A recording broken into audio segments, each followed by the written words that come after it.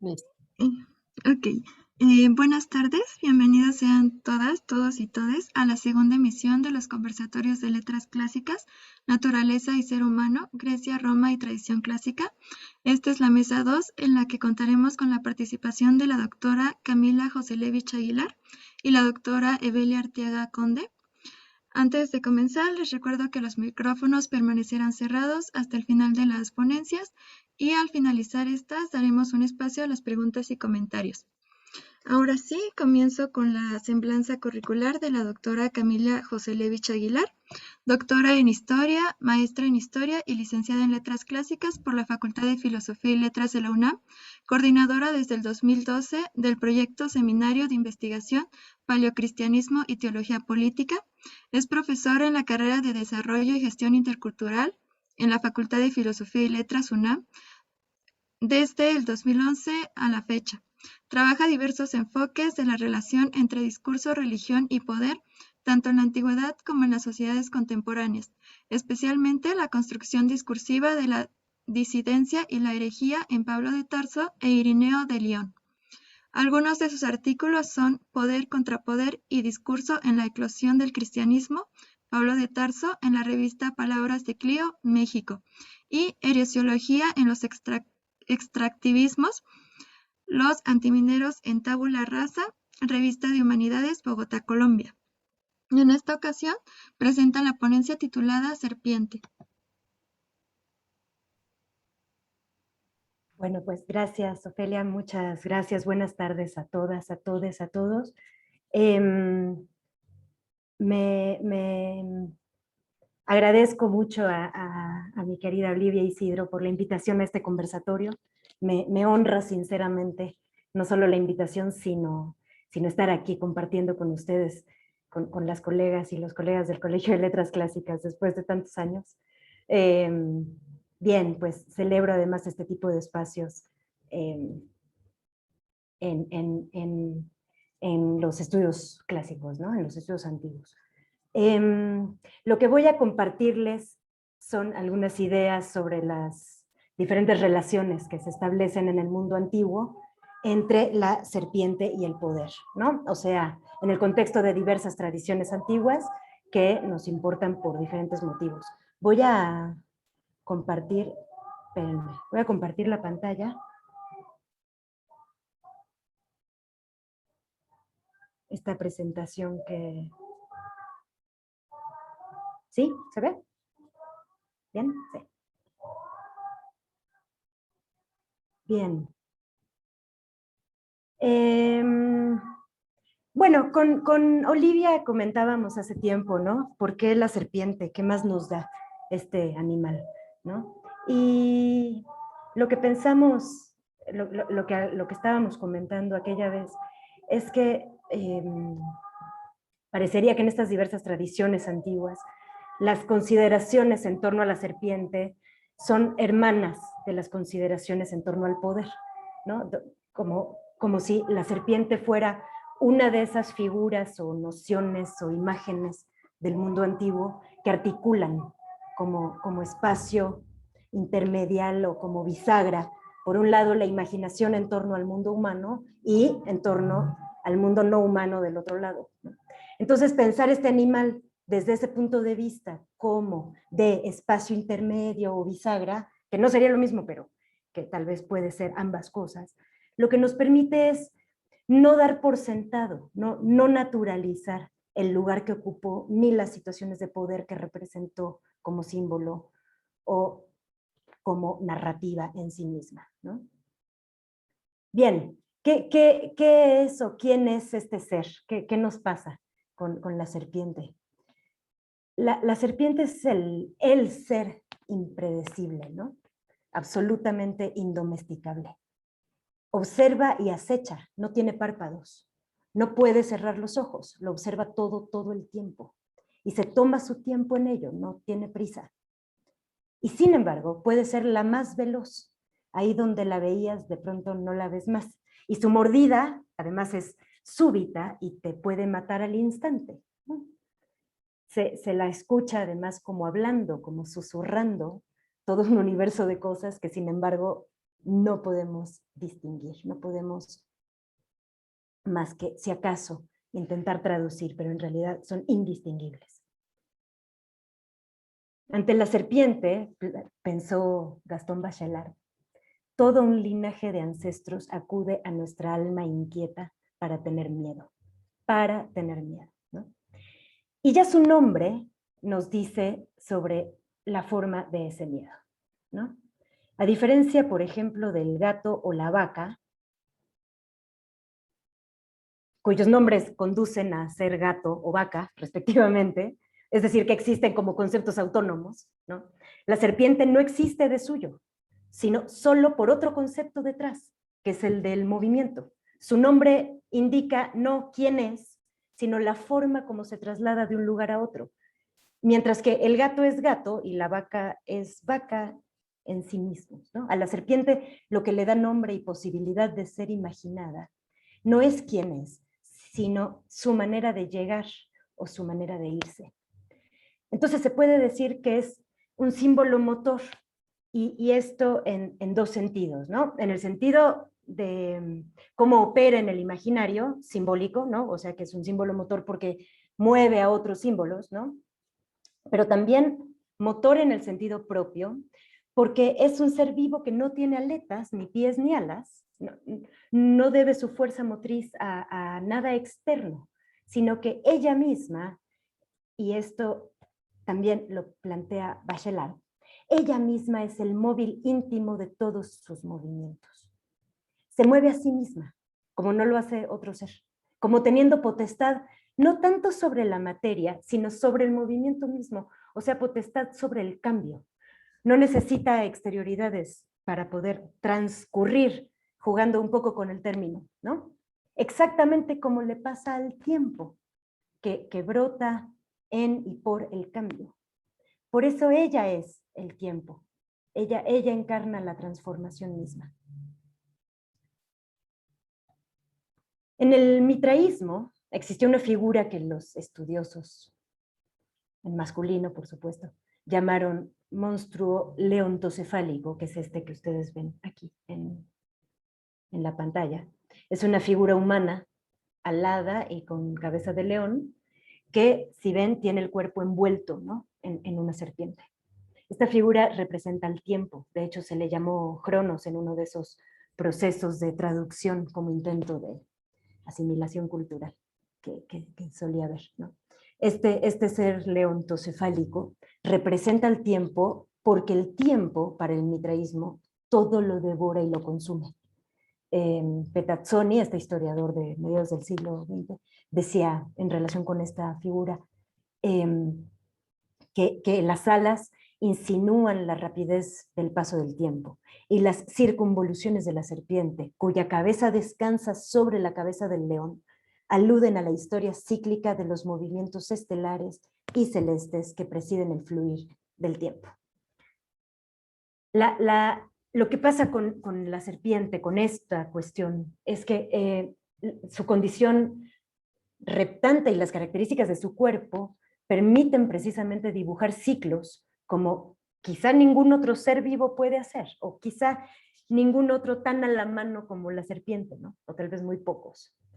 Y así también pasa entonces con el Uroboros, este gran autofágico, ¿no? Dedicado por toda la eternidad a buscar desde el principio el final, persiguiéndose a sí mismo. Gento pan, dice la Crisopea de Cleopatra, que es lo que ven ustedes ahí en la pantalla, ¿no? En el momento en que la serpiente se muerde la cola, pierde su finitud. El uno es el todo. La circularidad resulta ser el absoluto y el absoluto resulta ser la unidad para estos alquimistas del siglo II. La serpiente contiene el absoluto ella misma al volver su cuerpo un cuerpo eterno.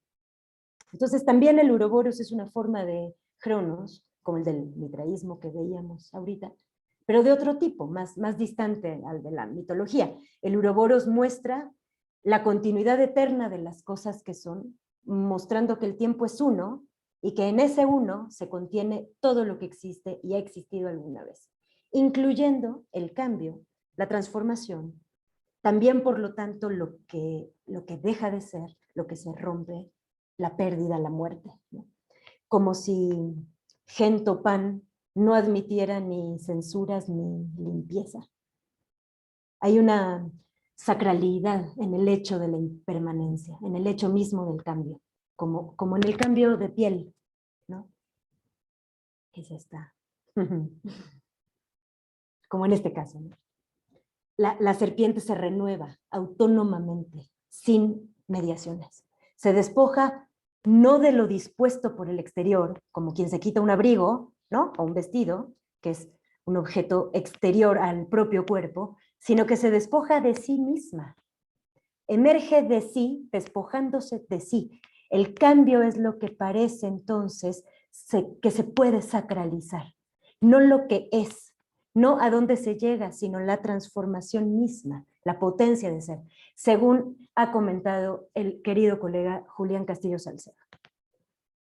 Bien, pero decíamos antes que el movimiento reptante de este animal no siempre es sutil, ¿no? Su forma de trasladarse también le permite ser más bien veloz y de un tipo que parece más bien acaso violento, ¿no? Le permite rápidamente esconderse entre las piedras o bajo la tierra y desaparecer instantáneamente. Penetra el subsuelo como si hubiera sido tragada por la tierra, pero también convirtiéndose ella misma en humus. Y con este movimiento hábil, repentino, funda otra cosa, distinta de la que ahorita estábamos diciendo. No es solo el obvio simbolismo fálico, ¿no?, que se construye en esto que ahora digo. No es solo la obvia masculinización del movimiento, ¿no? Lo interesante es que su ser subterránea resuena también con la noción de producción, esto otra vez en términos de Castillo Salcedo, de la tierra, o sea, con la apertura terrenal que produce la vida. La serpiente entonces lo que hace es conjuntar diferentes atributos del ser sexuado y esto la hace cercana, como amiga de la noción de vida y de potencia de vida en todos sus aspectos, ¿no? Así es como el dios Asclepio, con su vara abrazada por una serpiente, resucitaba muertos, ¿no? Sin ton ni son, hasta que dejó de ser negocio para Hades. Pero esto hacía, ¿no? A tal punto la serpiente era dadora de vida que podía incluso revertir la muerte, o sea, dar la vida toda, pero también anularlo todo, incluyendo la aniquilación misma, ¿no? Bueno, vamos a cambiar de sitio y de horizonte y de tradición, ¿no? En la tradición testamentaria judía, la figura de la serpiente tiene también un rol importante, como es bien sabido, ¿no? Según Génesis, que es esta imagen que está ahí, los seres que reptan en la tierra, porque están los que reptan, los reptiles del agua, pero los seres que reptan en la tierra fueron creados inmediatamente antes que el ser humano fue creado. Una línea arriba, digamos. Y considerando que el ser humano tiene en esta tradición pues un papel significativamente preeminente, ¿no?, esta nota pues parece relevante, ¿no? Los reptiles tendrían un estatuto ontológico mucho más importante al de cualquier otro animal creado antes, ¿no?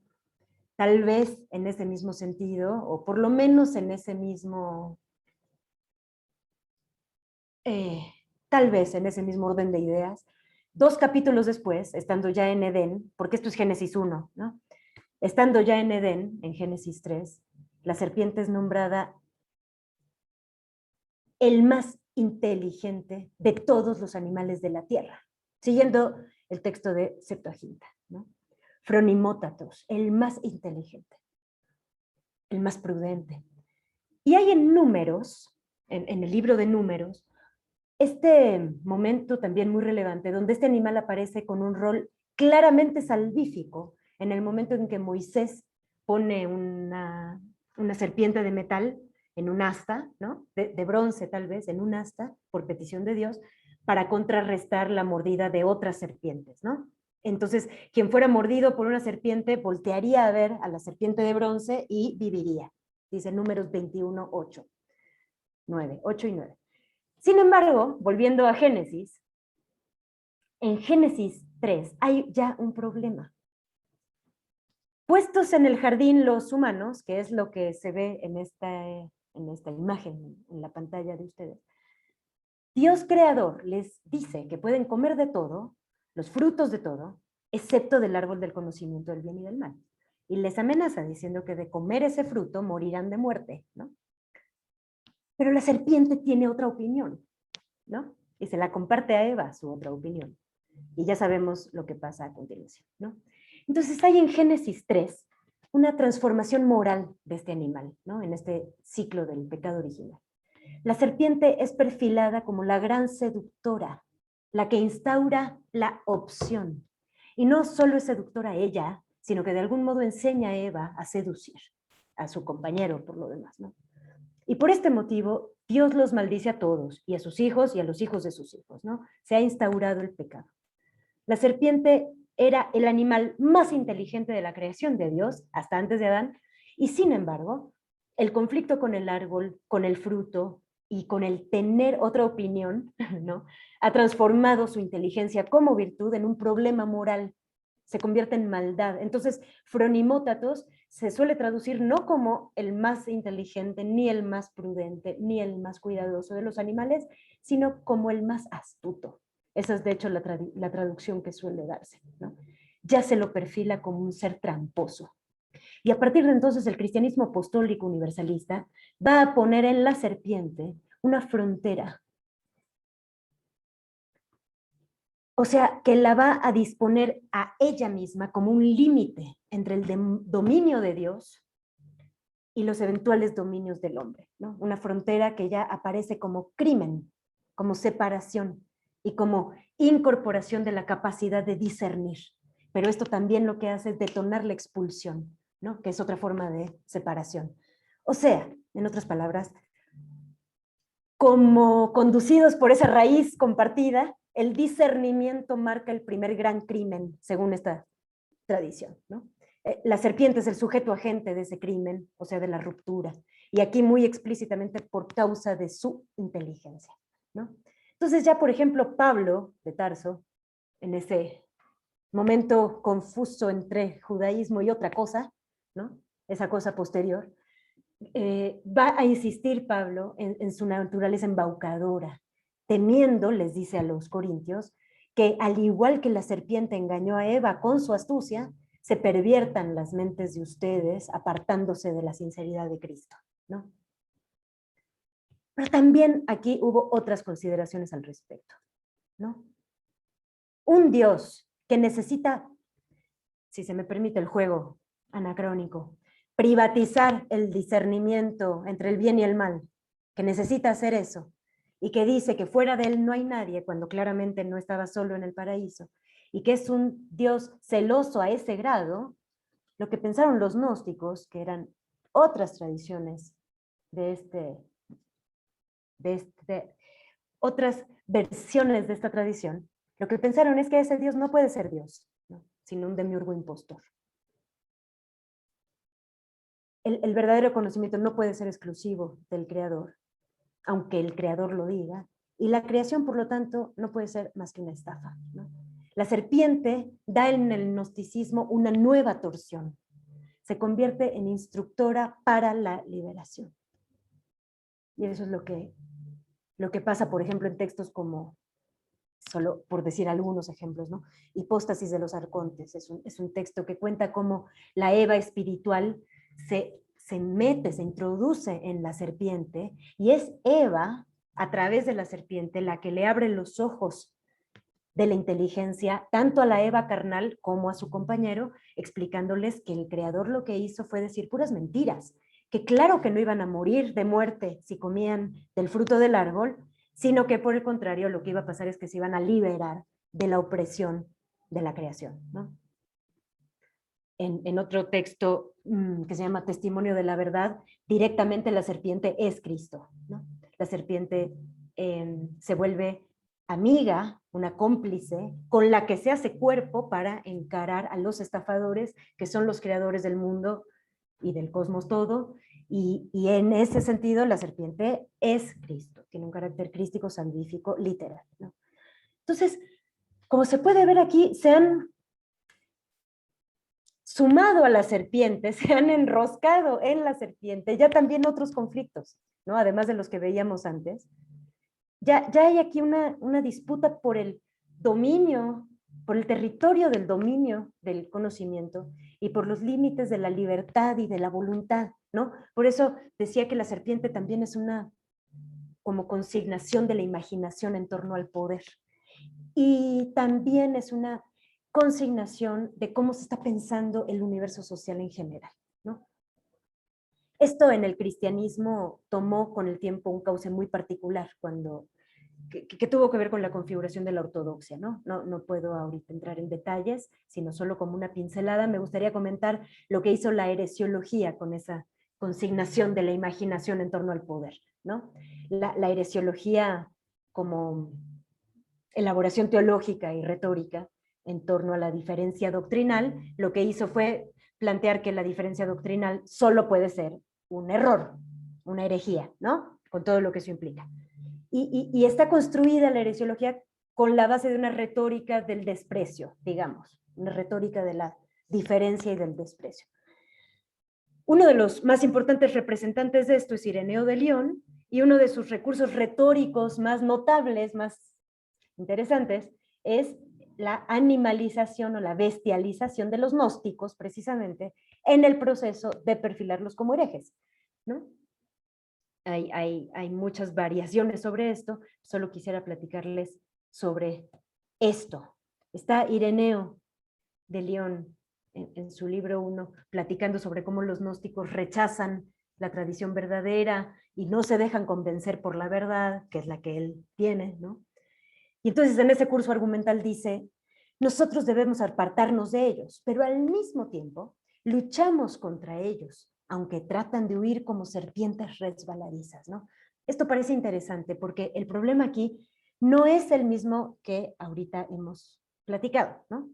Aquí lo que es problemático de la serpiente es otra cosa, nueva y distinta, que es su ser resbaladiza, lo que implica que no se puede tener control sobre ella, no se la puede aferrar y someter fácilmente.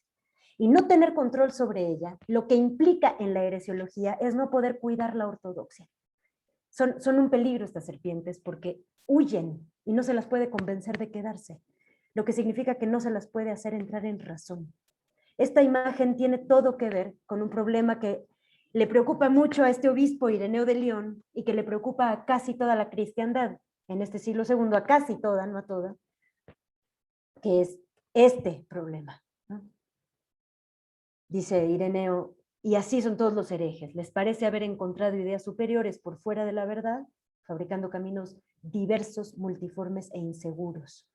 O sea, el drama de la serpiente, el drama de esta forma de ser, no es solo su astucia, sino su escapismo, ¿no? Cuando lo que se está configurando en este momento de la historia es precisamente la noción de la consolidación, la unificación, la solidez de la comunidad y de la proto-institución eclesiástica. Es un territorio de disputa por el poder, efectivamente, aquí ya implicado con un ordenamiento de la verdad y de la divinidad, que ya están puestas del lado de lo que no se mueve, de lo inmóvil, de lo que no transcurre, o sea, ¿no? Lo firme, lo estático, etc. Y con esta imagen, Ireneo establece la asociación entre disidencia o divergencia y un modo de ser bestial, ¿no? El alejarse, el tener una postura diferente o distante, es el modo de actuar de las bestias. Y eso se logra justamente con esta animalización o bestialización de los herejes, ¿no? Esta noción va a quedar inscrita de ahí en adelante en la teología y en la imaginación teológico-política del cristianismo, y por eso nos importa, ¿no? Ya para cerrar, digamos que lo que está implicándose aquí en este pensamiento en torno a la serpiente y lo que se construye alrededor de esto, no es por supuesto una sola cosa, sino varias, hay varias características que van sirviendo de ayuda en cada momento particular, ¿no? Se va enfatizando una cosa u otra dependiendo desde distintos discursos o en distintos momentos, dependiendo de qué les sirve más o menos a qué discurso y en qué sentido, ¿no? Según lo que se va necesitando imaginar o plantear en torno al tiempo, en torno al movimiento, en torno al universo, pero también en torno al poder y a la organización del poder, ¿no? En cada momento particular. Bien, hasta aquí lo dejo. Gracias y bueno, gracias. Gracias, doctora Camila, un tema sumamente interesante y complejo. Antes de ceder el turno a la doctora Evelia Arteaga Conde, quiero anunciarles que en el link del chat tienen que registrarse para considerar su asistencia al seminario. Ahora sí, Evelia Arteaga Conde es doctora en letras, título que recibió en el 2014, maestra en el 2008 y licenciada en letras clásicas en el 2003 por la UNAM. Ha impartido clases en el Colegio de Letras Clásicas en materias del área de lengua griega, así como varios cursos de griego y latín en otras universidades, como en el claustro de Sor Juana. Desde el año 2006 trabaja como profesora investigadora de tiempo completo en la Universidad Autónoma de la Ciudad de México, en donde ha impartido clases en el área de lengua española y de cultura griega. En esta ocasión escucharemos el tema La fisis individual enfocada en el bienestar común en los epigramas funerarios áticos clásicos. Muchas gracias, Ofelia. Y padrísimo, Camila. Ya a ratito platicaremos. Padrísima presentación. Entonces les voy a también a poner unas diapositivas. Listo. Yo voy a hablar de la fisis, así como palabra de naturaleza, tal como aparece en epigramas funerarios, es decir, en los epitafios físicos reales, en áticos clásicos. Para empezar, quiero un poco contextualizar por qué es importante hablar de la fisis en general. Voy un poco a leer y un poco a platicar para no perderme. Empiezo. En Grecia clásica existía una estratificación social distintiva. Como ustedes saben, todos tenían un papel claro que tenían que cumplir. Si se salían de ahí, incluso podían llegar hasta ser desterrados, ¿no? A partir de esto, Aristóteles establece lo que es reconocido por la mayoría como necesario. Dice en Tópicos, son verdaderas y primordiales las cosas que tienen credibilidad, no por otras, sino por sí mismas. En efecto, en los principios cognoscitivos no hay que inquirir el por qué, sino que cada principio ha de ser digno de crédito de sí mismo, ¿no? Hay cosas que son. Esto a la filosofía de Aristóteles pues, le viene muy bien después para desarrollar sus propias ideas, ¿no? Pero así era, al menos en época clásica. Entonces afirma este mismo filósofo que hay atributos específicos de nacimiento, por ejemplo en política. Dice, es posible entonces, como decimos, observar en el ser vivo el dominio señorial y el político, pues el alma ejerce sobre el cuerpo un dominio señorial y la inteligencia sobre el apetito un dominio político y regio. En ello resulta evidente que es conforme a la naturaleza, catafysin, y conveniente para el cuerpo ser regido para el alma y para la parte afectiva ser gobernada por la inteligencia y la parte dotada de razón, mientras que su igualdad o la inversión de su relación es perjudicial para todos. Entonces, bueno, sabemos la tradición de Aristóteles, aunque después se desmarca de Platón, pues bueno, en Platón está clarísimo esta idea del alma, el cuerpo, etc. De ahí entonces que Aristóteles afirma que las virtudes están relacionadas con el actuar de cada persona frente al otro, es decir, con el actuar que cada persona tenía dentro de la misma comunidad. En este caso, en época clásica, pues de la polis, ¿no? En Ética Nicomaquia y en Política, bueno, primero en Ética Nicomaquia dice, en la vida los que actúan rectamente alcanzan las cosas buenas y hermosas, y la vida de estos es por sí misma agradable. O sea, dado que hacen cosas buenas y hermosas siempre en comunidad, entonces, solo por eso, la vida de ellos es agradable. Y, por ejemplo, especifica en política, uno de las grandes citas para el desprecio de las mujeres, en la relación entre el hombre y la mujer, por su naturaleza, uno es superior y el otro inferior. Uno manda y el otro obedece, ¿no? Es como de las grandes teorías que después pues se matiza y etcétera en Aristóteles, pero bueno, del pensamiento de Grecia clásica. Y esto se debe a que la virtud de mando, papel del hombre dentro de la pareja, como él mismo lo dice, está relacionada con una actividad social y política que debía estar enfocada en el bienestar común.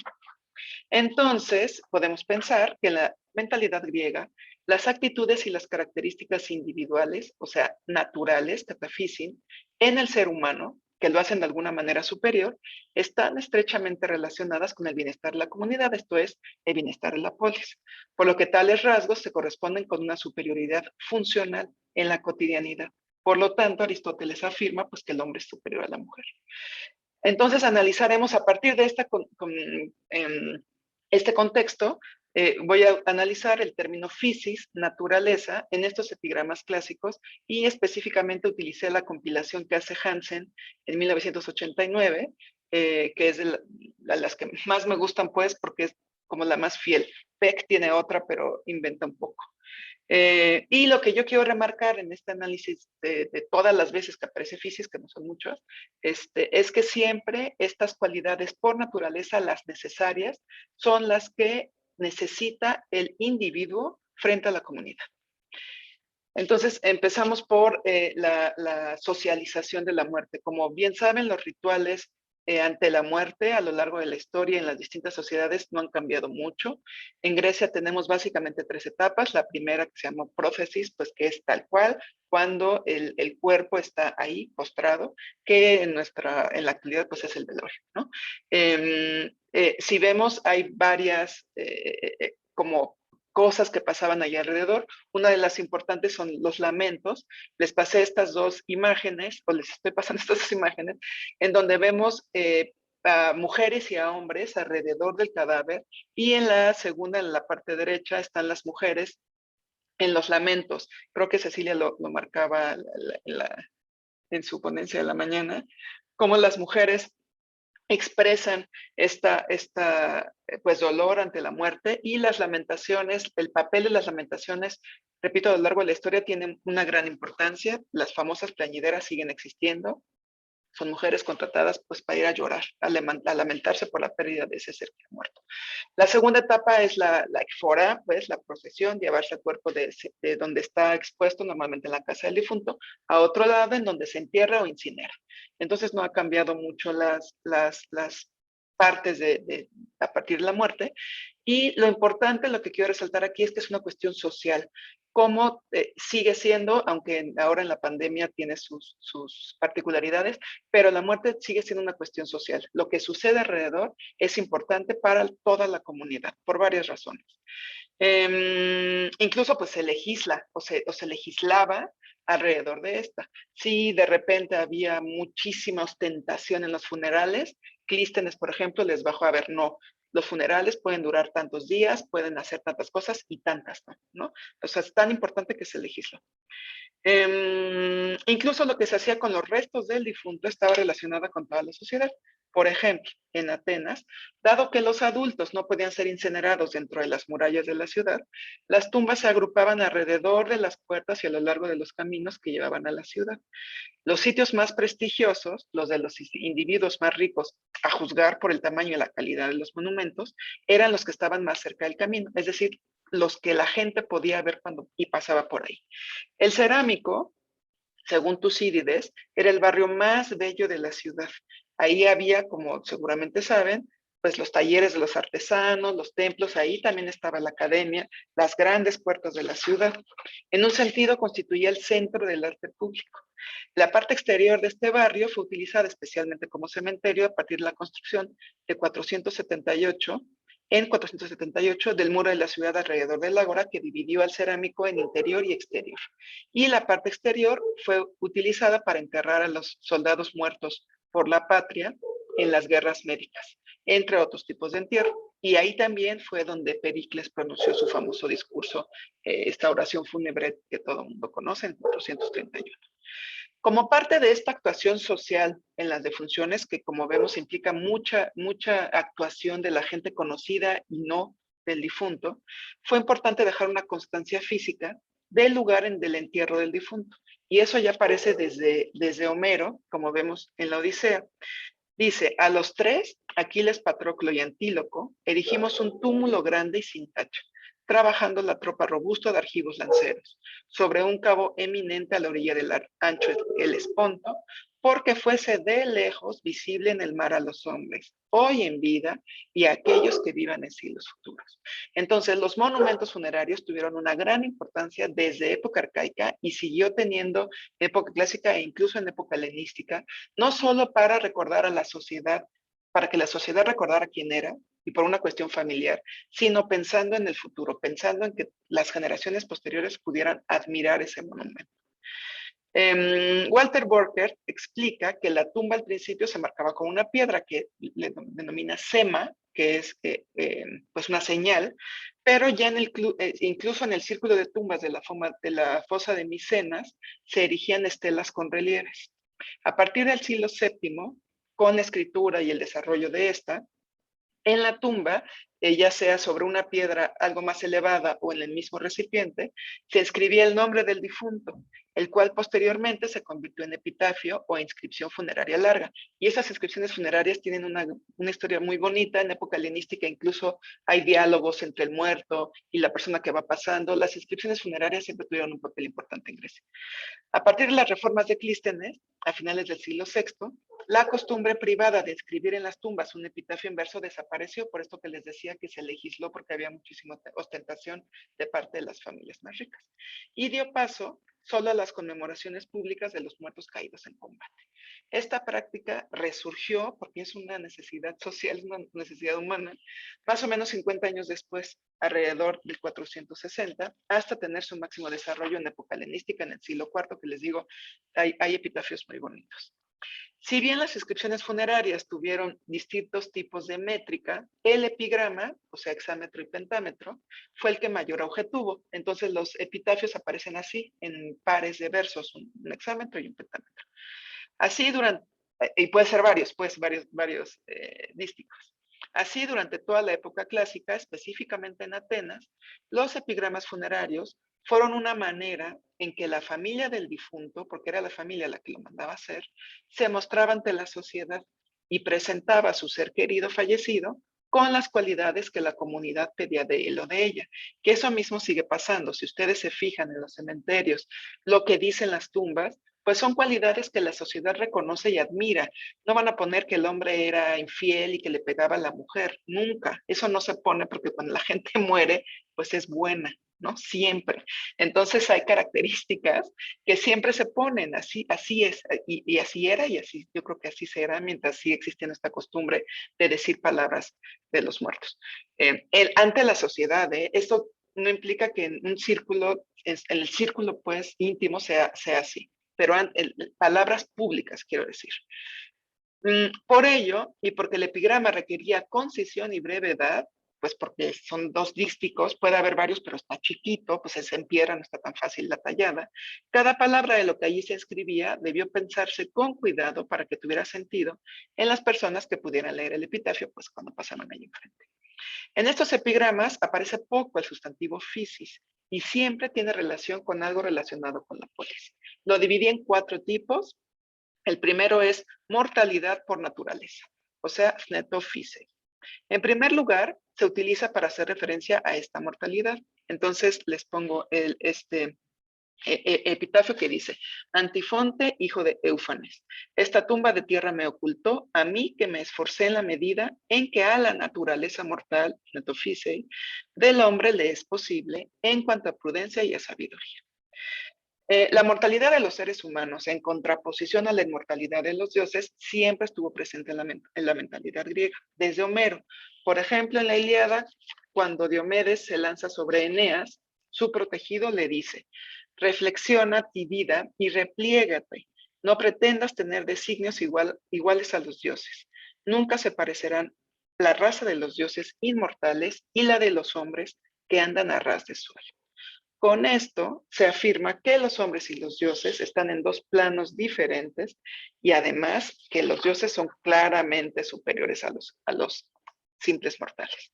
Entonces se puede afirmar que desde la Ilíada, fundamental para la educación ideológica griega, se tenía claro que los hombres no podían traspasar los límites hacia la esfera de la divinidad, lo cual cambia con las religiones, o bueno, con los movimientos mistéricos, ¿no? Pero la concepción de la polis era así.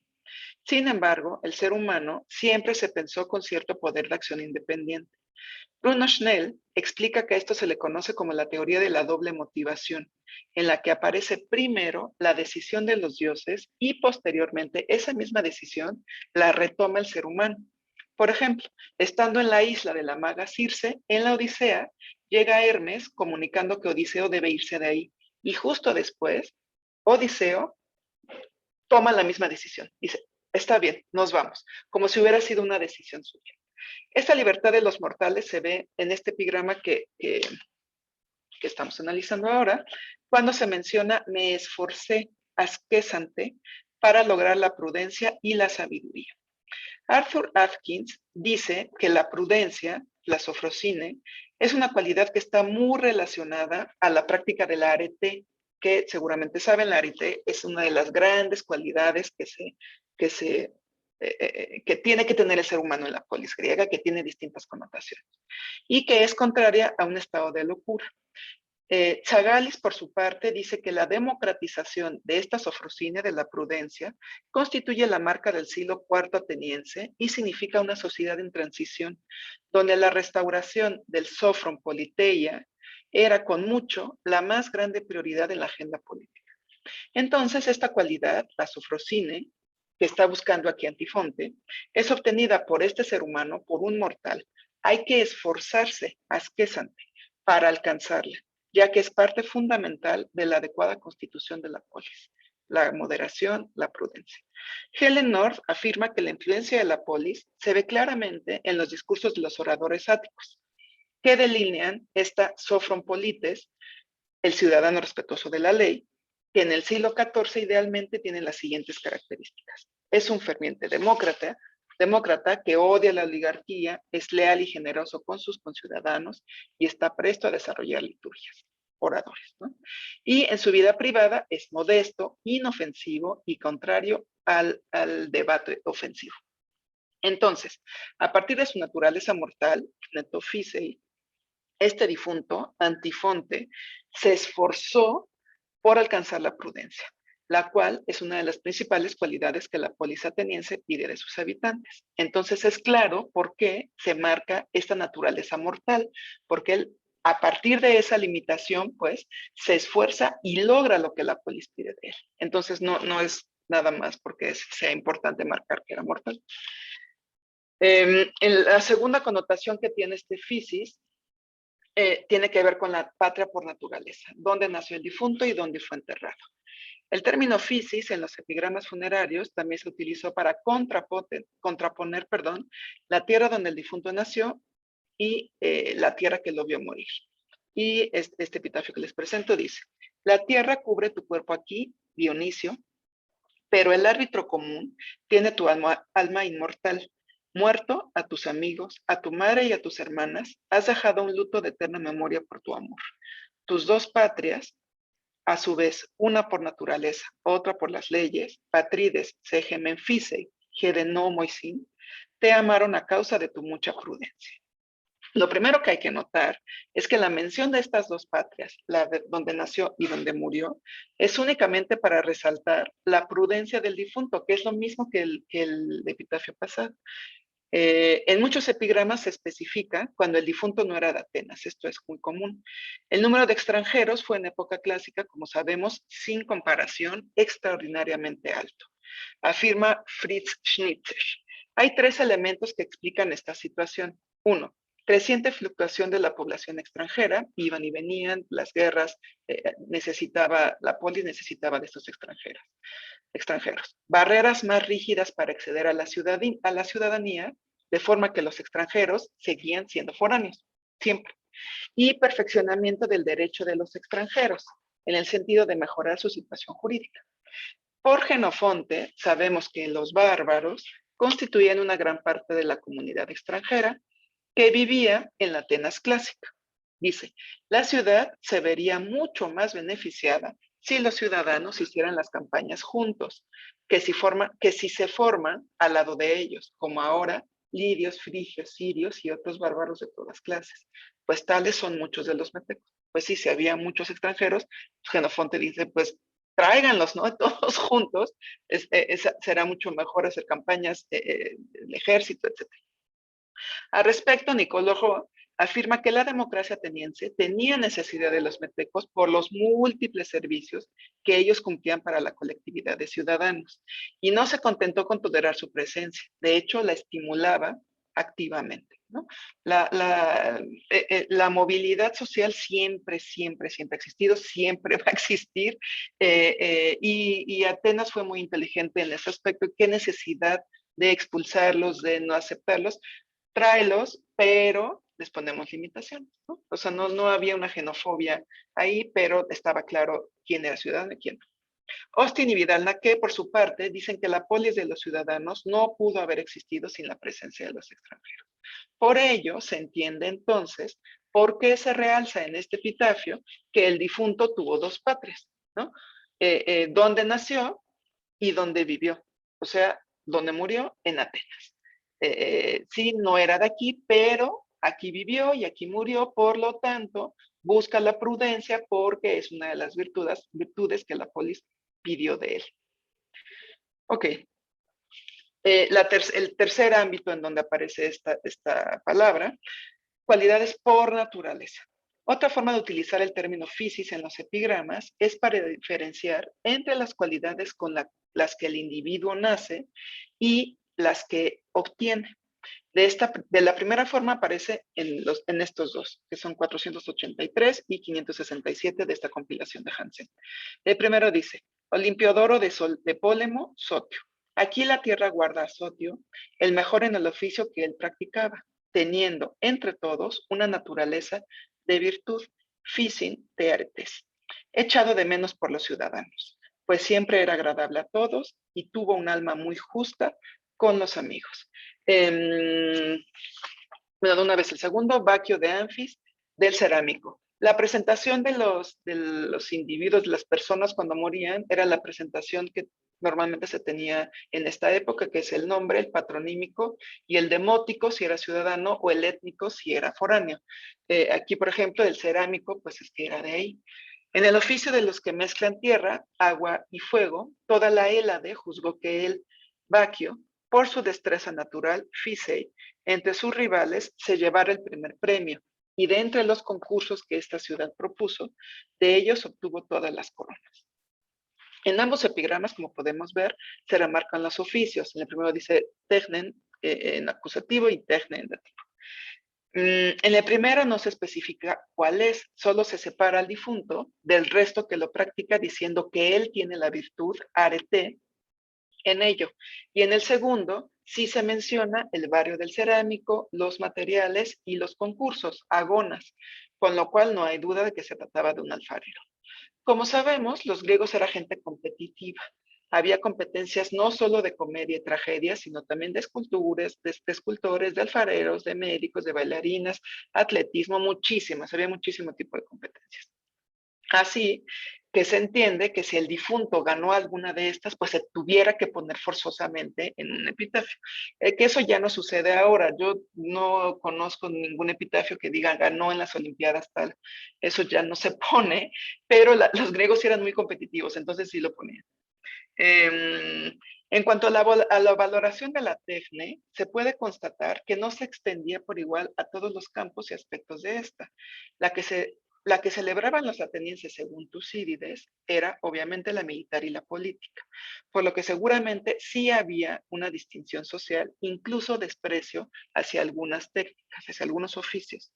Por ejemplo, los trabajos manuales recibían una valoración en general negativa, según Jenofonte en el Económico, en boca de Sócrates, que dice, pero rechazamos, de acuerdo con las ciudades en nuestro examen, las artes llamadas manuales, porque no solo parecen estropear el cuerpo, sino además enervar el alma. Recuérdense que pues la gente que tenía más dinero es porque tenía tierras que no trabajaban ellos, obviamente, trabajaban o esclavos o gente extranjera que era contratada para trabajar ahí, y la gente que no tenía tierras, que era la gente que menos dinero tenía, pues se tenía que dedicar a otros oficios. La cerámica fue uno de estos oficios que sí llegó a tener muchísimo auge y seguramente hubo gente con mucho dinero, pero pues otras personas no.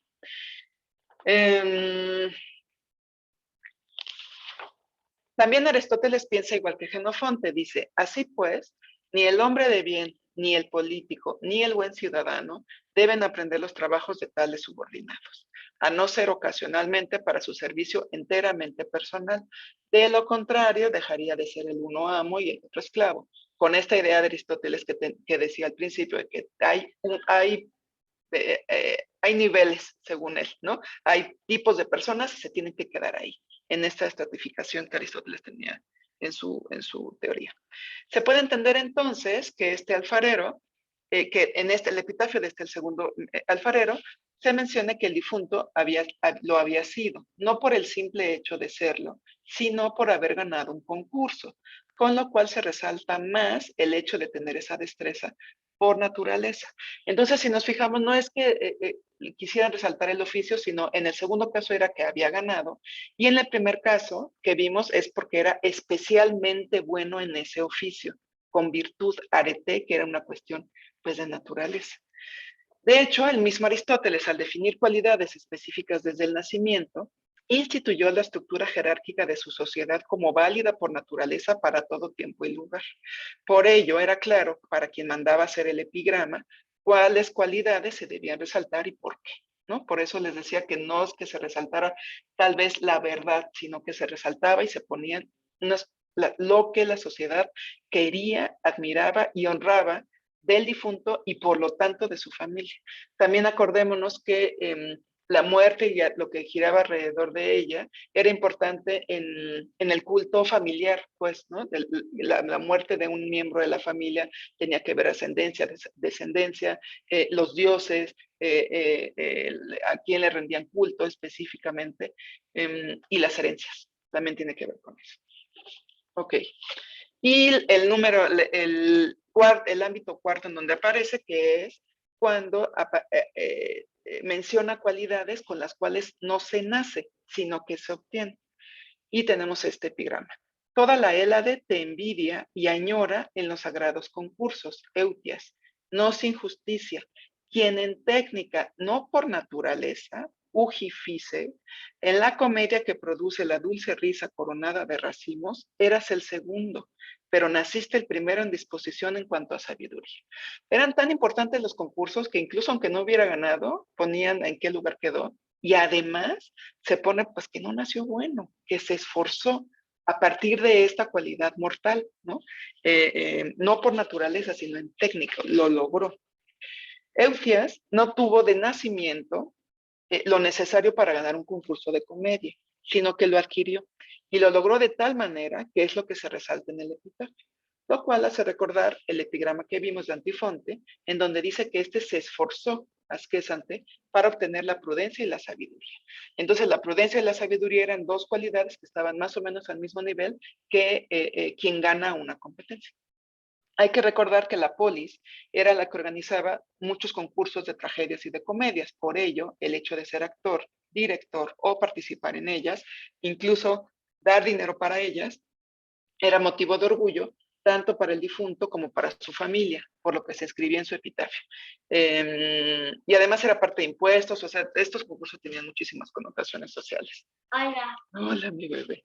Ah, Como se puede ver en los epigramas, como se puede ver en los epigramas funerarios, los concursos de cualquier tipo fueron una manera de adquirir renombre y fama. Por ello, era importante presumir que el difunto había sido ganador en alguno de ellos. El segundo epigrama que menciona cualidades adquiridas está dirigido a una mujer. Por fin, no había aparecido ningún epitafio con mujeres, pero sí tenemos uno.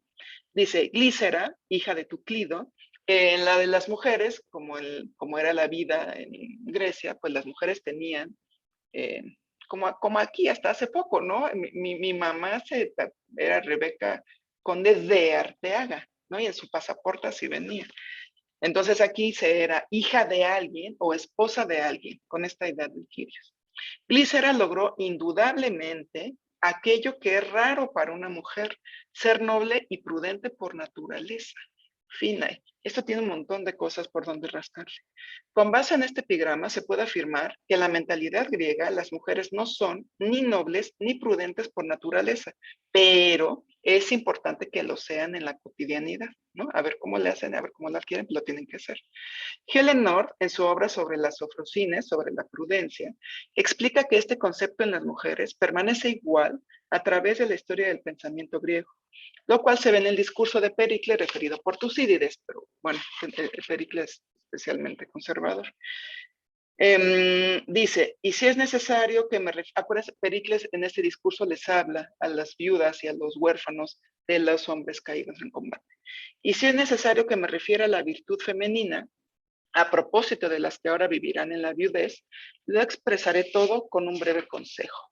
Si no os mostráis inferiores a vuestra naturaleza, vuestra reputación será grande, y será grande la de aquellas cuyas virtudes o defectos anden lo menos posible en boca de los hombres. Entonces, bueno, para Pericles la mujer sí era por naturaleza callada y moderada.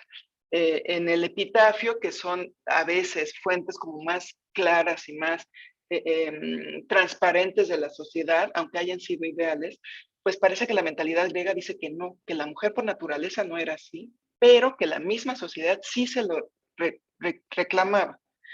La prudencia en las mujeres reside en un constante control de sí mismas que permite evitar todo exceso e incongruencia. Es un término muy complejo que incluye castidad, reserva, seriedad, ponderación, entre otras cosas. Platón, en su utopía política, piensa que las mujeres deben ser educadas de la misma manera en que lo son los hombres. Pero bueno, Platón tiene como ires y venires durante toda su obra acerca de la concepción de mujeres. Esto ha sido tratado en muchas investigaciones. En la República hace un paralelismo entre las hembras de los perros guardianes y las mujeres, diciendo que éstas también deben vigilar y cazar, por lo tanto también tienen derecho a recibir educación, que eso parecería un gran avance en la sociedad griega, pero les digo que después Platón como que se arrepiente. Aquí, el autor se opone, en nombre de la naturaleza, a la opinión común en Grecia acerca de las mujeres, esto es, que eran consideradas como seres completamente distintos de los hombres y en cierto modo inferiores, por lo cual no eran parte de las mismas actividades. Como saben, incluso vivían separados, ¿no? Las mujeres vivían en el gineceo, las mujeres como de las clases altas, como el ideal era que hubiera una casa en donde hubiera un espacio para las mujeres, porque solo entre ellas se podían comunicar, porque no tenían nada que decir respecto a las cuestiones políticas, sociales que los hombres llevaban a cabo, ¿no? Esto evidentemente no era una cuestión de toda la sociedad, porque no es posible, incluso en la actualidad, ya quisiera yo tener un lugar solo para mí, para mi hija, pero no, ahí está el papá, o sea, no se puede, no hay espacio, ¿no? En una casa, ¿dónde encuentras espacio para hacer diferencias? Y si la mujer tiene que trabajar, pues trabaja, aunque el ideal diga que no. Y si la mujer se tiene que quedar en la casa o tiene que hacer otras cosas, pues las tiene que hacer. Es decir, la sociedad, como siempre, es cambiante, la sociedad misma pone sus reglas, pero, y eso es lo que reflejan los epigramas, hay ideales, y siempre ha habido. Estos son los ideales de época clásica y ahora, como les decía hace ratito, pues tenemos otros que también se reflejan en los epitafios, porque, repito, no se ponen no se inscriben cualidades particulares. Entonces, en el epitafio de esta mujer, de Glícera, se remarca que ella sí obtuvo esas dos cualidades importantes para las mujeres, Slén, caisófrona, de acuerdo a los cánones establecidos por la polis griega. Esto es, fue más importante establecer dicho canon que alabar a la mujer. Termino. Como se puede observar, en el uso del sustantivo physis en los epigramas funerarios áticos de época clásica, prácticamente todo lo que se afirma en ellos tiene que ver con la polis y con lo que ésta dictaba para sus habitantes, hombres y mujeres. Al hablar de la mortalidad, del lugar de nacimiento contrapuesto al de la muerte, de las cualidades como la prudencia, la sabiduría, la nobleza y de las actividades como la victoria obtenida en concursos o de una técnica en específico, lo más importante fue remarcar la relevancia que tuvieron para la polis, estos difuntos, no tanto para alabar a la persona. Así, la fuerte jerarquización de la sociedad griega, el carácter patriarcal de la familia y la concepción organicista de Estado se reflejan en estos epigramas funerarios, incluso en el sentido de la naturaleza humana, es decir, en este concepto que ya vimos como tan claramente reflejo de la sociedad griega, que es Fisias. Muchas gracias.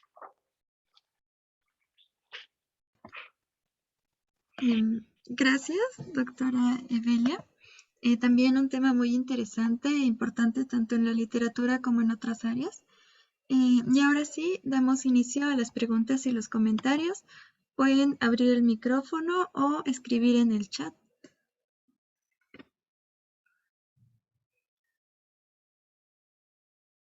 En el chat, la profesora Olivia y Leticia mandan felicidades. Y Corina dice, bueno, pregunta por el nombre de la decisión de los dioses. Bueno, la pregunta es, ¿cómo dijo que se llamaba cuando la decisión de los dioses es lo que sucederá y los mortales, después de anunciarse dicha decisión, inmediatamente la llevan a cabo? Es la teoría de Bruno Schnell y él la nombra la doble motivación. Una motivación inmortal y después, ¿por qué no? La motivación del mortal. Y es una obra muy interesante. Es un concepto, pues, muy interesante.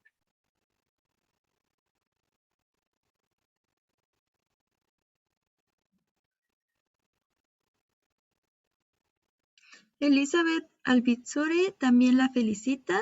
Excelente investigación y riqueza de conocimiento que comparte. Ambas.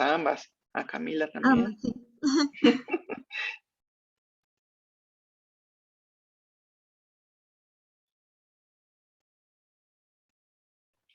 ¿Yo puedo preguntarle algo a Camila? Sí, claro, adelante. Oye, Camila, ¿has trabajado la serpiente en culturas mesoamericanas? Seguro sí. ¿No? ¿Cómo crees? Es que te veo tan clara en las ideas de la serpiente que dije, seguro. No, es el problema de la especialización profesional. Ya sé. Una no puede con todo en la vida. Ya sé. Pero está padrísimo. El Pero pues, recorrido que haces se ve, o sea, lo tienes clarísimo y es súper interesante. Muchas felicidades. gracias. Y ya que estoy, ¿puedo? Yo también, preguntarle algo a Evelia, ¿puedo? Por supuesto. Sí. Ya que tengo abierto el micrófono, Evelia, me encantó lo que compartiste y si quisieras como hacerte una pregunta, o sea, me parece súper interesante todo, ¿no? La cuestión de que Glícera sea la única accidentalmente afortunada que le tocó ser virtuosa por naturaleza, ¿no? Así como una especie de accidente del universo, ¿no?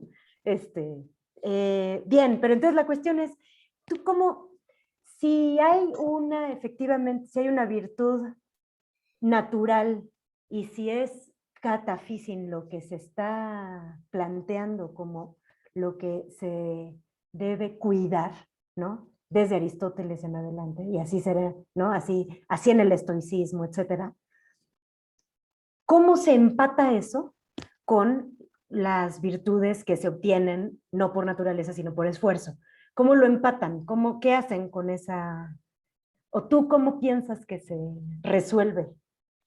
Pues mira, o sea, según los epigramas, que hay muchos de mujeres, ¿eh? O sea, casualmente, como dices, y también dice Leti aquí, en este estudio de la física, o sea, yo les pasé todos los epigramas, que ya vieron que no son tantos, en donde aparece el sustantivo. Pero sí hay muchos de mujeres, y en ninguno se diferencia si son por naturaleza o si son adquiridos, ¿no? Esto yo creo que es más bien teoría de filósofos, pues como Aristóteles, y tal vez un poco desde Platón puede ser. Sócrates no se metió mucho en eso. Platón sí se metió, y como ven Aristóteles mucho más, en estratificar y en decir, pues esto es lo que es natural al hombre, y si no lo tienes, pues hay que esforzarte. Y me parece que la sociedad también era así.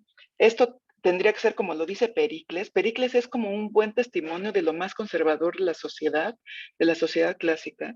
Entonces, si dice, las mujeres, como es por naturaleza, cállense. Y mientras menos estén en boca de los demás, hombres o mujeres, mejor. Entonces yo creo que esto es lo que estaba un poco en la mentalidad, en el ideal de, por naturaleza las mujeres tenemos que ser así, y si no nacimos así, pues esfuérzate, asquésante, esfuérzate y lógralo, porque ese es tu papel en la sociedad, ¿no? Quedarte en el oikos, que eso lo has investigado muy bien Cecilia, quedarte en el oikos y en la parte del oikos donde te corresponde, lo que decía el gineceo, en lo que el hombre hace esta cuestión pública, es decir, la mujer es privada y el hombre público, social, político, del que se habla, el que trascendió, ¿no? Que se escribió tantísimo, etcétera, etcétera. Y la mujer se quedó en ese papel, aunque tenemos también, por ejemplo, a Genofonte en el económico, en algún momento, ay, ¿cómo se llama este persona? Iscómaco, que le preguntan por su esposa, porque Iscómaco al parecer, tuvo mucha suerte con su esposa. Entonces le dicen, oye, ¿cómo le hiciste? Porque tu esposa incrementó tus rentas. ¿Cómo le hiciste? Ah, pues muy fácil. Como llegó a mí muy chica, de 14 años, yo la eduqué, porque llegó sin saber casi nada. Yo la eduqué y por eso hemos podido, o ella me ha ayudado a incrementar mis rentas. Y Sócrates dice, después de un gran discurso de Escómaco diciendo qué hace la mujer, etcétera, Sócrates dice, pues esas características que estás diciendo en realidad son características de hombres. Qué raro, ¿no? Que tú lo hayas logrado. Entonces, bueno, ¿no? Es lo que también les decía, pues la sociedad es tan, aunque hablemos así de Grecia clásica, pues no hay manera, ¿no? Hay ideales y la gente es diferente, no sé, no sé, es raro, es raro. Pues, y es un tema de dónde jalar hilos por donde le veas, ¿no? Hay un montón de cosas, aunque se ha investigado muchísimo, hay un montón de cosas por donde jalarle.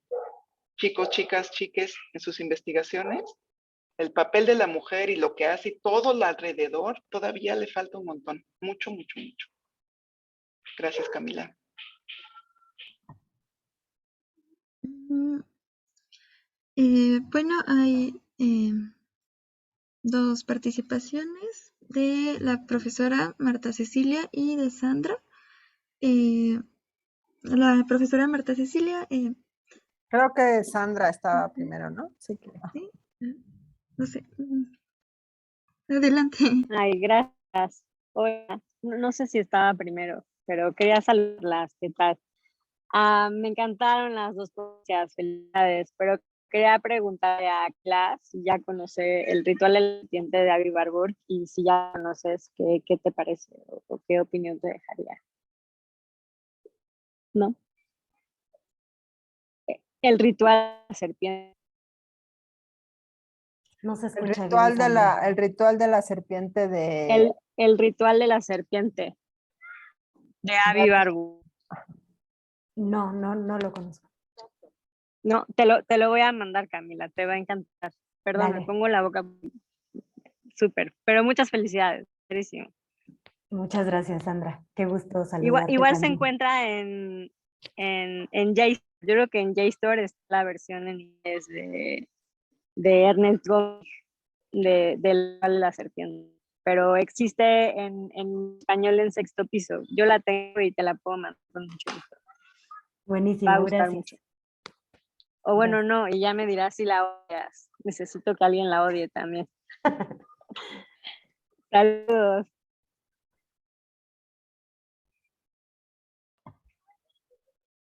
Ok, ahora sí, profesora Cecilia.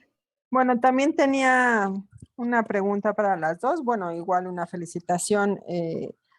Fueron muy ilustrativas ambas participaciones. Para ti, Camila, si conoces los anillos sello de oro minoicos y micénicos, aparecen en varios de ellos la serpiente y aparece, por ejemplo, en el anillo de Isópata, aparece así como flotando con algunos otros elementos, un corazón y unas cosas, y la presentan, bueno, según mi interpretación, es como la separación entre la tierra y el cielo. Esa, por un lado, si conoces esas como narrativas mínimas.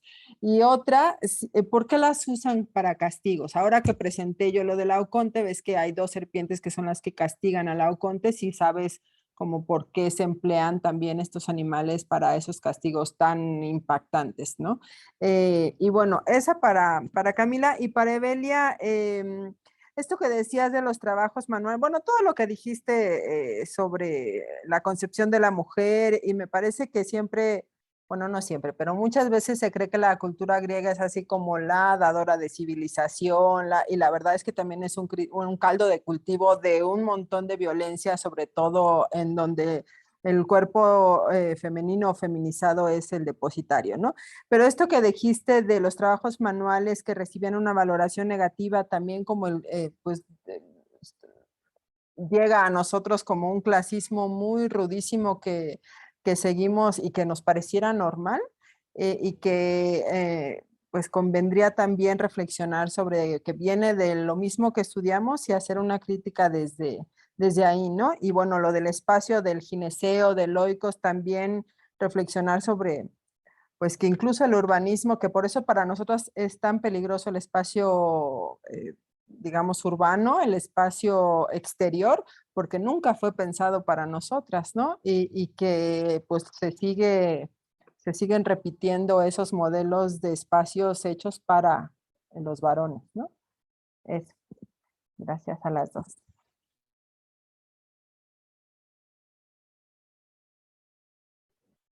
Gracias, Cecilia, por tus comentarios y tus preguntas. Efectivamente, una de las cosas que apenas mencioné, pero que en realidad es todo un universo en sí mismo de la cuestión esta, de la serpiente, es que, y que ya no pude desarrollar tanto, justo tiene que ver con cómo habita diferentes mundos, ¿no? Hay la serpiente del agua y también la de la tierra. Entonces, desde muy pronto fue considerada como justamente un ser, si no híbrido, sí un ser del linde, ¿no? Habitante del linde entre mundos, entre universos, ¿no? Y ese habitar la frontera de las sustancias y de los estratos del ser, lo llevó a ella misma a ser ella el linde, ella a constituir el lindero en un trasvase semántico, ¿no? Entonces, claro, ella como la serpiente, ¿no? El animal como separación entre la tierra y el cielo, justo es bien frecuente, justo incluso sí en el discurso minoico, creto-minoico, justamente porque, pero y en un montón de otros ámbitos también, por esta cuestión como de representar o encarnar la posibilidad de los dos mundos, ¿no? De ser de dos mundos. Desconozco con detalle lo otro que estabas comentando, los motivos específicos, pero no conozco en realidad, una disculpa, pero de nuevo, ¿no? Es bien interesante, una vez más, cómo la serpiente, al mismo tiempo que puede funcionar como símbolo o como narrativa en torno a la potencia de la vida y la vida misma, ¿no? Y la apertura y la fertilidad, la fecundidad, etcétera, al mismo tiempo es muerte, veneno, tierra y destrucción, ¿no? Al mismo tiempo. Entonces, juega también, ahí es otra forma de pertenecer a dos mundos, ¿no? O otra forma de ser ambigua en sí misma. Claro, lo que pasa es que hay ciertas narrativas o situaciones en donde como también decía, ¿no? Se enfatiza uno de sus aspectos en función de una necesidad discursiva particular, en cada momento particular, ¿no? supongo que puede tener también que ver con eso, ¿no? Con ser, potencialmente eso, el ser fulminante, ¿no? Entonces, pues en ese sentido pienso que tal vez tiene que ver con lo que decías. Ahora no conozco puntualmente, ¿no? Pero bueno, eso sería lo que... Muchas gracias. Está padrísimo, Camila, es que sigo pensando en las serpientes, porque las serpientes, ahora que lo dices, a mí me queda como más claro, incluso puede ser la idea, la serpiente puede bajar al inframundo porque se esconde en la tierra, ¿no? Entonces, qué cosa tan peligrosa, por lo tanto te puede matar, te puede jalar como en la Conte, ¿no? Te puede jalar al inframundo. No, pero ya no sé, ya estoy como pensando porque es un tema padrísimo. De las mujeres tienes toda la razón, Cecilia, y aprovecho para hacerme el comercial que voy a dar una putativa de lo femenino en Grecia el siguiente semestre. Y lo que decías es cómo Grecia también sentó las bases de muchísimas discriminaciones. El de lo femenino es una de ellas, pero también, o sea, los esclavos también eran tratados, o sea, a veces no, pero pues también eran, porque era su naturaleza, ¿no? Pues eran esclavos. Entonces, a menos de que alguien los liberara, pues eso eran esclavos, y si no eres esclavo, pues ya te rapaste y ya te vistes como esclavo y así estás. Entonces, sí, tienes toda la razón. También son la base de muchísimas violencias y discriminaciones que seguimos viviendo hoy en día. Entonces, pues reconocer lo que se tiene que reconocer, ¿no? Son la base de muchas cuestiones filosóficas, artísticas, políticas, pero también son la base de muchas violencias. Tienes toda la razón.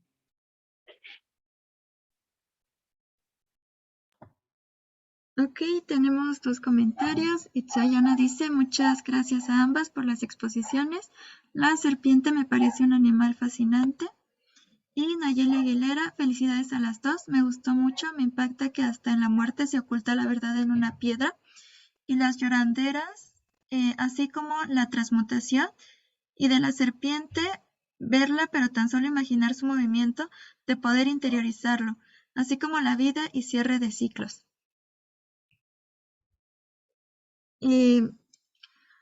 Doctora Camila, ¿quiere decir algo? Sí, gracias. Me gusta mucho esto que Nayeli ha compartido aquí. Quisiera solo decir que efectivamente no me había dado cuenta, pero es una asociación magnífica en la cuestión de la piedra, de lo que habló Evelia y lo que compartían. Esta cuestión de la muerte en la piedra, ¿no? Qué importante esto, ¿no? El conversatorio tiene que ver con la naturaleza y como que nos lleva siempre a pensar una noción de naturaleza en donde, no sé, tendemos a eliminar de ese imaginario la cuestión de la muerte como enfática, también dadora de vida, ¿no? Paradójicamente. Y esto es lo que hoy se tiene como hilo conductor, también entre otras cosas estas dos cuestiones, ¿no? Dice Nayeli, la verdad se oculta en una piedra. Eh, qué bonito eso. Ya, nada, quisiera solamente como que no se nos olvide.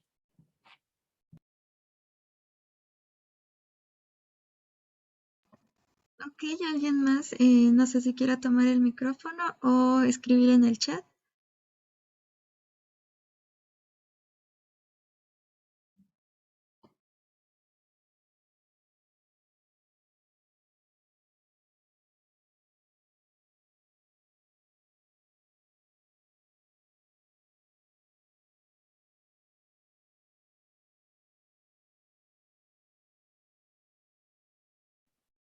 Creo que ya nadie.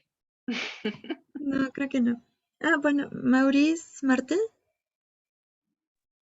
Sí, quise nada más un pequeño comentario, pregunta. Recuerdo que Nietzsche nos decía que la serpiente que no cambia su piel muere, ¿no? Por lo tanto, aquella mente que no cambia su opinión deja de ser mente, ¿no? Esto en el entendido de el cambio, la metamorfosis y la dualidad que implica la serpiente me lleva a pensar, y no sé, doctora, de acuerdo a la iconografía y de acuerdo a la representación de las serpientes a lo largo de la historia, que vaya que ha sido polémico y fantástico.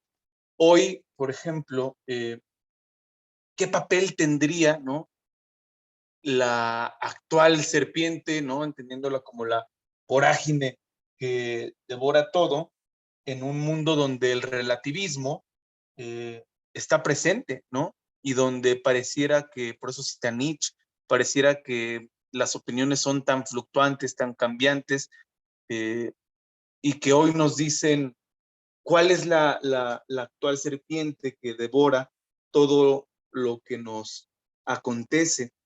¿Alguna valoración tendría usted?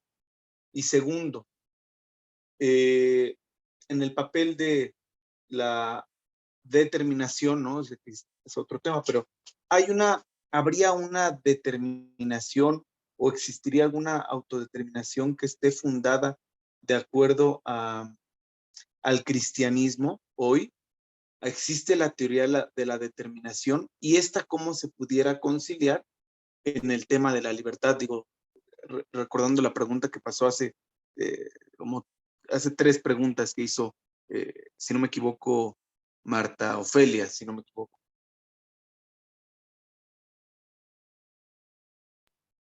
¿Podrías repetir la última de las preguntas o formularla de otro modo? Sí, si quieres se la escribo, doctora, porque yo tengo problemas de red y a lo mejor por eso se me corta. Bueno, en relación con lo primero que preguntabas, que creo que es interesante e importante, a reserva de lo que las compañeras Edelia y las demás quisieran también, si es que quieren opinar algo al respecto, me parece que, porque bueno, tiene que ver con nuestro propio mundo, ¿no? Nuestro presente, pues.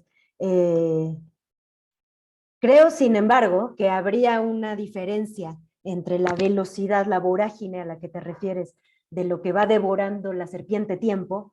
Hay una diferencia fundamental entre eso y la exigencia de la vorágine y de la velocidad dada por el capitalismo, digamos, ¿no? Sí habría una diferencia fundamental en la noción del cambio como algo incluso sagrado, ya no digamos conveniente, afortunado, sino sagrado, ¿no? El cambio como algo no, digamos, incluso deseable, y la exigencia del cambio, y eso sí está dado, eso sí es moderno, pues, ¿no? Y enfáticamente capitalista, y tal vez más enfáticamente neoliberal, pero quién sabe, eso sí, ya no sé. Considero que en ese sentido la vorágine a la que te refieres, compañero, sería distinta, ¿no? La voracidad del uroboros en ese sentido, si es que a eso es a lo que te estás refiriendo. Sí, por supuesto que el cambio sigue siendo la vida misma, ¿no? Pero es otra. De ahora tiene que ver con una ansiedad por abandonar lo que es, que no existía de ese mismo modo antes de esto que estoy mencionando, ¿no? Eso es lo que creo Doctor. que la segunda parte es para Camila o para mí. Para usted, doctora. Ah, sí. Es que yo sí la entendí, pero dije, pues que la vuelva a formular. Fantástico. Perdón. Perdón, Camila, te hubiera dicho y ya no te rompías la cabeza. Perdón. Sí, tienes toda la razón, Maurice. Claramente el cristianismo sentó su predeterminación y fíjate que mucha de esa determinación, como se estableció y cómo tenías que hacer, tiene que ver con la concepción del más allá. Porque Grecia, digamos, la vida pública, la vida política, la vida de la polis, no tenía establecido una concepción más allá de la muerte. Había un Hades en donde todas las almas iban, como se muestra en la Odisea, y ahí estaban revoloteando sin mucha personalidad. Y no más. no desarrollaron mucho más hasta que llegaron los movimientos mistéricos. Y como veo que tienes curiosidad al respecto, seguramente también ubicas que el cristianismo tomó muchísimas ideas de estos movimientos mistéricos, tomó como de varias cosas. Esos movimientos mistéricos lo que hicieron fue plantear un más allá. Y a partir de plantear la existencia post-mortem, pues la existencia en este mundo cambia, ¿no? Si yo tengo claro, piensa, los ateos, los agnósticos, pues, por ejemplo, pensamos que no hay nada más allá de la muerte. Y entonces, ¿cómo actúas al respecto en tu cotidianidad? Aparte de que es bien difícil la muerte de las demás personas, porque entonces no tienes esta idea de lo vas a encontrar en una existencia post-mortem. Pero bueno, ¿cómo actúas en tu cotidianidad? En cambio, el cristianismo y esos movimientos mistéricos dicen, no, sí hay un post-mortem. Entonces, como tú te portes aquí, va a tener una consecuencia en el más allá. Entonces, pórtate bien para que la eternidad, y que esa es mucho más grande que los 80, 90, 70, 60 años que podamos vivir aquí, eso es más importante. Por lo tanto, pórtate bien y aguanta lo que haya que aguantar. Lo que acaba de decir Camila, que tiene mucho sentido, que afortunadas coincidencias en las ponencias.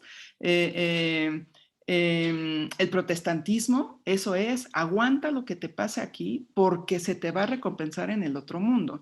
Entonces aguanta el capitalismo, aguanta la esclavitud, aguanta no sé qué, porque en el otro mundo seguro te va a ir bien. Entonces, claro que el cristianismo es un súper punto que nos predeterminó como seres humanos, como la naturaleza humana, y tiene mucho que ver con el más allá, con toda esta idea de la muerte. Es un súper tema de dónde jalarle. Súper tema, Maurice. Gracias, doctora. Gracias a ambas. Fantástico. Bueno, no sé si exista otra participación. Yo solamente quiero comentar que ambos temas me parecieron sumamente interesantes. Sobre la serpiente, creo que es mágico ver esta relación de la biología de la serpiente asimilada en la literatura, ¿no? Y en otros aspectos de nuestra vida. Como digo, ¿no? Estos procesos biológicos de este ser, de la serpiente, pues nosotros los hemos asimilado de manera metafórica, ¿no? Y creo que esto es algo mágico, ¿no? Hacer estos estudios y observar esto. Y también, pues, de los epigramas, también considero que son bastante importantes por esta reconstrucción de la vida cotidiana en esta época, y creo que es algo que a veces no tomamos muy en cuenta este tipo de textos. Y bueno, yo gracias a la ponencia de la doctora Evelia, pues me di cuenta de esto, ¿no? Entonces, pues gracias a ambas. Itzayana. Buenas tardes, ¿sí me escuchan? Sí, se escucha bien. Ok. Es que yo quería aportar algo al comentario de la doctora Evelia cuando mencionó que hablaba de que la serpiente tenía contacto con el inframundo. Sí, es justo esto de la dualidad, ¿no? Y creo que es súper interesante porque justamente conecta con el inframundo, pero al mismo tiempo con la tierra, que es la vida, representa vida y muerte, y a veces es como un ciclo infinito, ¿no? El hecho de que cambia de piel y todo esto, ay, no sé, para mí es fascinante, es maravillosa, es como mi animal preferido, justo por todo esto que tiene, ¿no? Todas las connotaciones, y no, o sea, es maravilloso. Pero sí, yo también pensaba lo mismo, doctora. Y ya era todo. Ok, Muchas gracias. felicidades, por cierto, a ambas. Gracias. Gerardo Fenlop. ¿Puedes tomar la palabra? Sí. Mira, no es una pregunta, solamente es un poco como hilar aquello de los temas. Antes que nada, pues igual, muchas felicidades a ambas. Estuvo muy bueno su exposición de cada una. Y relacionándolas, a mí me deja esta parte de, bueno, la serpiente, cómo llega a cambiar de piel, ¿no? Cómo llega a hacer ese cambio de piel para regenerar o para reformarse o como para rehacerse otra vez, ¿no? Y en el caso de lo que hablaba la otra expositora, fue que la parte del epitafio, ¿no? Como muchos quieren cambiar la piel del difunto, ¿no? O sea, con palabras, con esa parte, ¿no? De querer regenerar, yo digo, rehacer la imagen de la misma persona, ¿no? Entonces, a mí me queda muy bien ese enlace que se puede llegar a hacer de ambas. Uno con la piel y regenerar el propio animal, que es la serpiente, y el otro como regenerar la personalidad del difunto o de la persona, ¿no? Entonces, la verdad, sí me quedó muy bien. Y no nos pusimos de acuerdo, Camila y yo. Si nos hubiéramos puesto de acuerdo, no, bueno. Okay. Padrísimo. Gracias, Gerardo. Gracias. Sí, increíble. Ya es una propuesta, Evelia, para que hagamos a la próxima juntas. Totalmente. Todo. Escribamos un artículo al respecto. Tal cual. Sí. Gracias, Gerardo.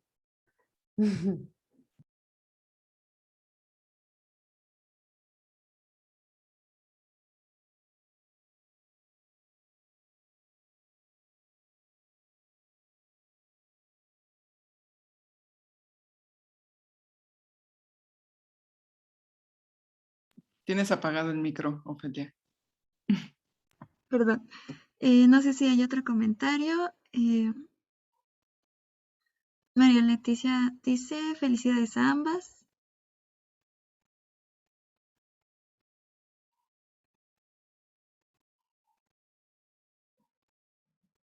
Y bueno, si ya no hay otro comentario, pues creo que es momento de dar por terminada esta mesa. Gracias a todos por su participación y bueno, ojalá puedan asistir a las próximas ponencias y también revisar las convocatorias que se encuentran en el blog del seminario por si quieren participar.